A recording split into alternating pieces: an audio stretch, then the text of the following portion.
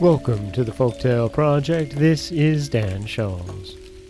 The next 2 weeks are going to be a little bit of a diversion. I'm going to steer away from our usual fairy tales, folk tales, myths, and legends, and lean into something that I really enjoy. It also tends to be a bit shorter, so the next 2 weeks of episodes will all be a little shorter.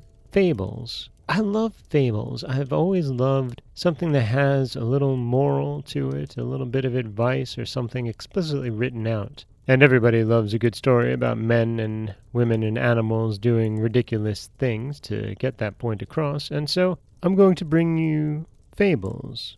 First from France, and then from Greece.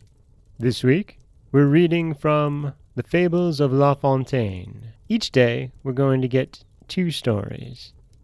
Today, we have The Grasshopper and the Ant, a story that should be very, very familiar, and The Raven and the Fox.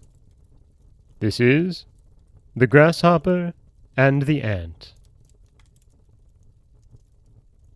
The grasshopper, so blithe and gay, sang the summertime away. Pinched and poor the spendthrift grew when the sour nor'easter blew. In her larder not a scrap, bread to taste nor drink to lap.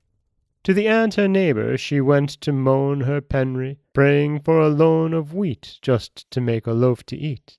Till the sunshine came again. All I say is fair and plain, I will pay you every grain, principal and interest too, before harvest I tell you. On my honor every pound, ere a single sheaf is bound.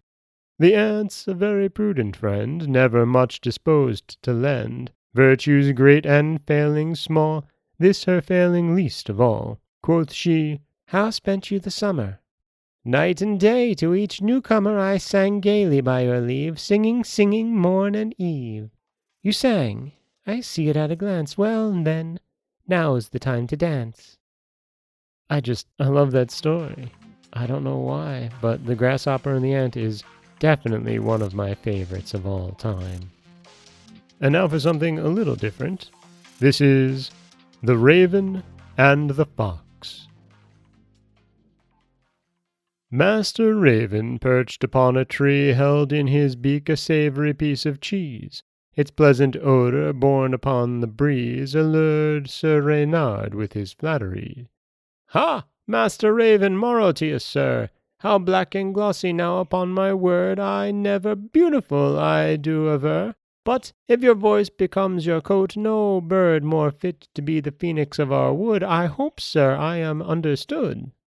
The raven, flattered by the praise, opened his spacious beak to show his ways of singing. Down the good cheese fell. Quick the fox snapped it up. My dear sir, 'tis well, he said. Know that a flatterer lives on him to whom his praise he gives. And, my dear neighbor, an you please, this lesson's worth a slice of cheese. The raven, vexed at his consenting, flew off, too late in his repenting. And that is The Raven and the Fox, a silly little tale where the fox gives us our moral of knowing that a flatterer lives on those whom he praises.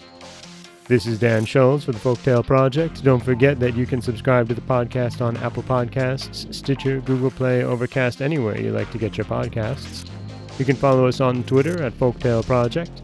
You can find us on Auto Radio, TuneIn Radio, iHeartRadio, Spotify, anywhere you like to listen.